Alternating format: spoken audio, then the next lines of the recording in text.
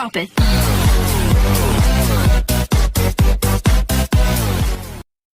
एक particular distance है d, एक डिस्टेंस d है, इसको कोई आदमी v1 चाल से तय करता है।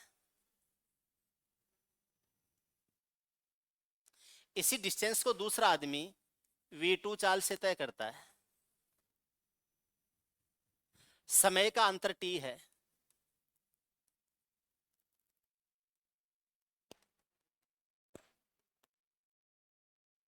ध्यान से समझ लेना, एक डिस्टेंस d है,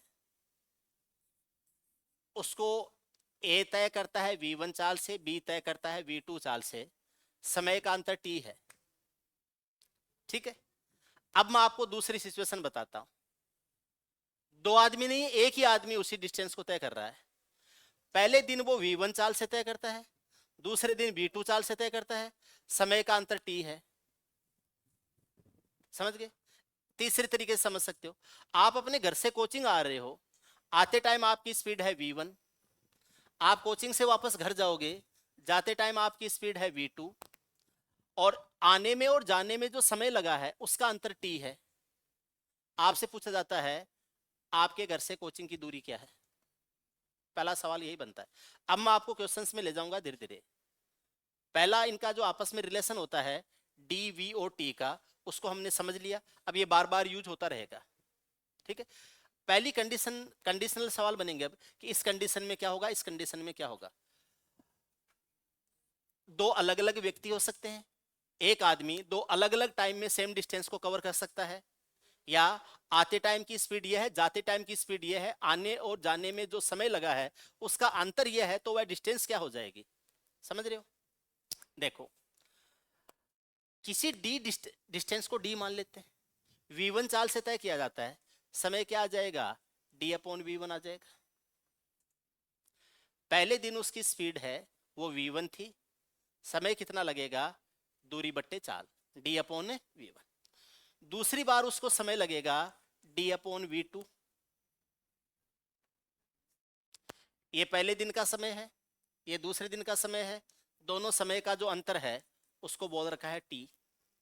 अलग अलग समय नहीं बताया है कि पहले दिन कितने घंटे लगे, दूसरे दिन कितने घंटे लगे, सीधा बता दिया पहले दिन और दूसरे दिन जो टाइम लगा है उसका अंतर यह है। अब आपसे पूछा जाता है v में, d में और t में क्या रिलेशन होगा, तो मैं ऐसे कह सकता हूं कि t बराबर, यहां से d कॉमन आ जाएगा, ये 1 upon v1 minus 1 upon v2 हो जाएगा। मैं ऐसे कह सकता हूं t बराबर d गुणा, अब ये नीचे बन जाएगा v1 v2, ऊपर बन जाएगा v2 माइनस v1। मैं d को तो इधर रख लूंगा और इसको पूरे को भेज दूंगा उधर। ठीक है, तो ये d बराबर आ जाएगा v1 v2 upon v2 minus v1 और इनटू हो जाएगा t। अब v2 माइनस v1 करो, चाहे v1 जो ज्यादा है उसमें से कम घट जाएगा, तो मैं ऐसे भी कर सकता हूं d बराबर v1 v2 upon v1 minus v2, इसको मोड में कर दो और इनटू क्या हो जाएगा, t हो जाएगा। d क्या है, डिस्टेंस, v1 और v2 क्या है, दोनों सिचुएशंस में अलग अलग चालें, और t क्या है, डिफरेंस ऑफ टाइम। t कोई टाइम नहीं है, दोनों टाइम के बीच का डिफरेंस है, डिफरेंस ऑफ टाइम। ठीक, ये आ जाएगा, दूरी आ जाएगा। अब ये v1 माइनस v2 भी हो सकता है, v2 माइनस v1 हो सकता है। पहले दिन अगर तेज चला था तो v1 ज्यादा हो जाएगा और v2 कम हो जाएगा। पहले दिन धीरे चला था, दूसरे दिन तेज चला था, तो v2 ज्यादा हो जाएगा, v1 कम हो जाएगा। धीरे चलेगा टाइम ज्यादा लग जाएगा, तेज चलेगा टाइम कम लग जाएगा। दोनों टाइम का डिफरेंस है, उससे उसको गुणा कर दो। लैंग्वेज में लिखोगे तो ये हो जाएगा चालों का गुणनफल, चालों का गुणनफल बट्टे हो जाएगा चालों का अंतर, इनटू हो जाएगा समयांतर। यहां लिख देता हूं, कहां लिखूं, जगह बनाता हूं।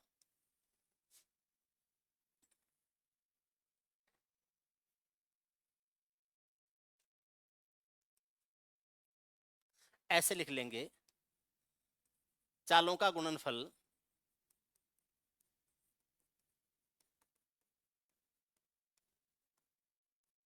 बट्टे चालों का अंतर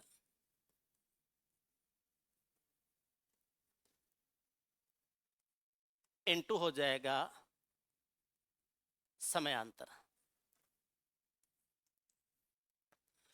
इनटू हो जाएगा समय का अंतर। चालों का गुणनफल बट्टे चालों का अंतर गुणा हो जाएगा समय का अंतर।